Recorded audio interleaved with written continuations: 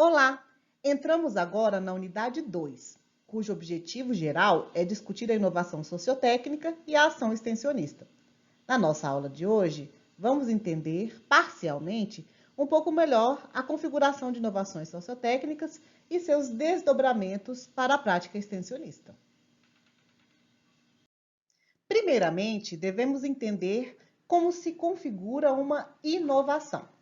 A inovação resulta das interações complexas articuladas em nível mundial, nacional e local, com a presença de atores sociais que podem estar organizados tanto individualmente como em firmas ou em outros tipos de organizações voltadas à busca de novos conhecimentos, que podem ser tácitos ou explícitos. Os conhecimentos explícitos estão presentes nos artigos acadêmicos, nos manuais de patentes, nos protótipos e manuais de plataformas digitais de inteligência artificial e tantos outros. Ou seja, o conhecimento explícito é algo tangível, possível de acessar, interpretar e até mesmo de reproduzir. Já os conhecimentos tácitos são aqueles que não estão expressos nos textos, manuais, mapas ou guias. Você já parou para pensar sobre os conhecimentos que você tem, mas não sabe exatamente como aprendeu ou onde adquiriu? Talvez você saiba sambar ou dançar forró ou funk, sem nunca ter frequentado uma aula de dança. Esse pode ser um exemplo de conhecimento tácito.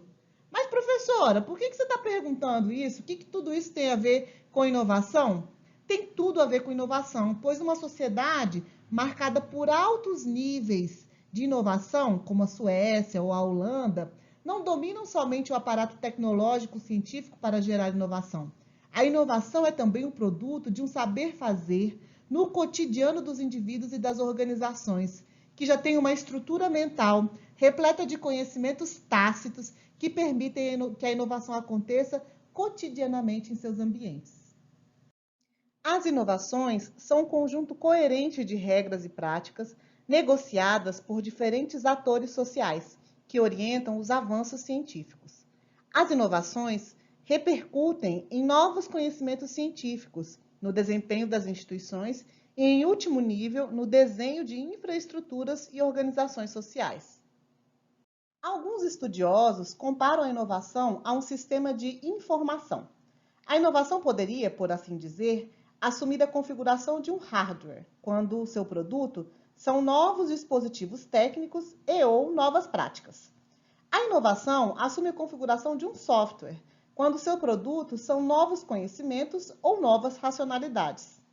E, finalmente, a inovação assume a configuração de hardware, quando o seu resultado é refletido em algumas instituições e novas formas de organização.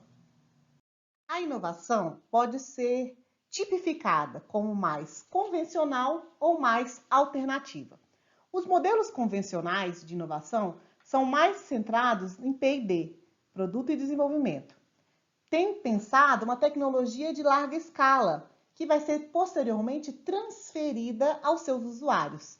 Já a inovação alternativa, também pode ser chamada de sistêmica e territorial, está mais centrada nos processos interativos de aprendizagem e considera diferentes agentes que constroem juntamente essa tecnologia ou essa inovação. E também abarca os diferentes conhecimentos desses diferentes atores que podem ser incorporados no processo inovativo.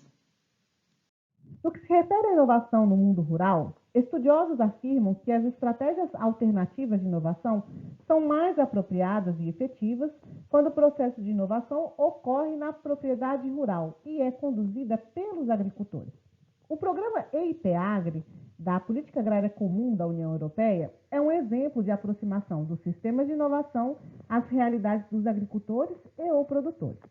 Por meio de grupos focais, que formam parte de metodologias participativas, são levantadas as demandas regionais de inovação, que são levadas até o centro de pesquisa e depois soluções estratégicas são construídas em conjunto com agricultores, pesquisadores e outros agentes daquela realidade regional rural. Devemos ter em mente, no entanto, que existem muitos condicionantes no processo de inovação, sobretudo em relação aos meios presentes onde os agentes se localizam. bem como os conhecimentos disponíveis nesses meios. Isso quer dizer que o processo de inovação vai ser diferente de país por país. Vai depender da realidade da atividade agropecuária desse país, ou seja, se é uma agricultura intensiva ou uma produção muito dependente de inputs.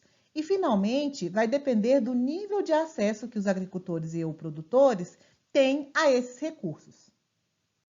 A realidade brasileira e latino-americana apresenta gargalos similares no que se refere à inovação, justamente porque compartilham especificidades históricas. Por muitos anos, sobretudo a partir da década de 1970, houve uma aposta política pelo modelo de substituição de importações.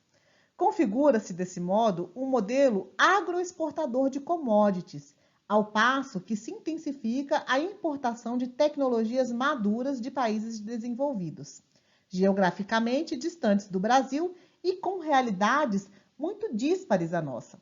Ao importar essas tecnologias, o uso das mesmas se limitava ao treinamento de rotinas básicas. E a principal consequência desse modelo é que não se estimulava a acumulação de capacitação necessária para gerar novas tecnologias. Lembra que lá no início da aula falávamos de conhecimentos tácitos? Então, a acumulação de capacitação necessária para gerar tecnologias foi prejudicada em função desse processo que, em vez de estimular a sociedade a ser inovadora, se restringiu a receber e, como máximo, adaptar algumas das tecnologias maduras à nossa realidade. De acordo com o Índice Global de Inovação, o Brasil ocupa, no ano de 2020, o 62º lugar no ranking mundial de inovação, o que, na minha opinião, está bastante aquém da sua capacidade. E comparado à América Latina, o Brasil fica atrás do Chile, México e Costa Rica. No que se refere ao cenário latino-americano, o relatório do Índice Global de Inovação aponta que o Brasil, México e Argentina abrigam empresas globais de pesquisa e desenvolvimento, P&D, e estão entre as primeiras 10 economias de renda média no critério qualidade da inovação. Chile, Uruguai e Brasil, por sua vez, produzem altos níveis de artigos científicos e técnicos, com o Brasil tendo também um impacto em matéria de patentes. Nesse slide, você pode averiguar a evolução brasileira no Índice Global de Inovação desde 2011. Vale lembrar que, para construir esse índice, são considerados os fatores que sustentam a capacidade da inovação, tais como instituições e políticas, capital humano e pesquisa, infraestrutura, sofisticação no mercado e sofisticação empresarial. E também são considerados os resultados da inovação, que são os produtos científicos ou a criação de conhecimentos, produtos criativos e geração de riqueza. Sobre os processos de inovação relacionados ao universo rural, podemos dizer que existem dois sentidos da inovação, o da agricultura convencional e o da agricultura sustentável. O processo de inovação em direção à agricultura convencional se abastece da modernização, com a incorporação constante de inovações tecnológicas nos processos produtivos. Pressupõe o alto consumo de inputs e uso de maquinária com o objetivo de aumentar as margens de rentabilidade econômica.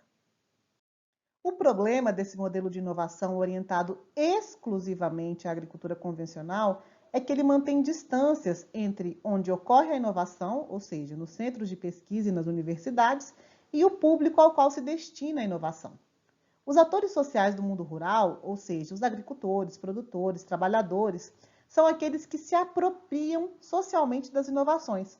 Enfrentam, portanto, na linha de frente a dificuldade em relação à mão de obra, desenvolvem habilidades e estratégias de aprendizagem para suportar riscos, como aqueles advindos das mudanças climáticas, e são esses atores que possuem as suas próprias necessidades alimentares. Por isso, se apresenta como uma demanda para o processo de inovação a necessidade de diminuir as distâncias entre quem promove a inovação e a quem dela se apropria. Podemos dizer que, a partir dos anos 2000, existe no Brasil uma intensificação do processo vivido nos anos de 1970. Alguns estudiosos denominam esse momento como ajustamento constrangido à ordem globalizada, posicionando o Brasil no comércio exterior como exportador de commodities e consumidor de tecnologias maduras de países desenvolvidos. Para manter a balança comercial favorável, são criadas as mais variadas estratégias visando o aumento da produção das super-safras agrícolas. Do ponto de vista socioambiental, existem externalidades negativas do sistema de inovação voltado à agricultura convencional, sendo eles a exclusão de amplos setores da população rural, o fato de que os pacotes tecnológicos ofereciam soluções padronizadas incapazes de abarcar a heterogeneidade do mundo rural brasileiro. Além disso, a agricultura moderna, alicerçada na especialização exagerada e no uso abusivo de insumos não renováveis, apresenta maior vulnerabilidade às oscilações de preços da energia ou do mercado internacional. Outra coisa que não pode ser esquecida é que são escassas as considerações sobre os riscos socioambientais que o uso das tecnologias e práticas difundidas poderia acarretar.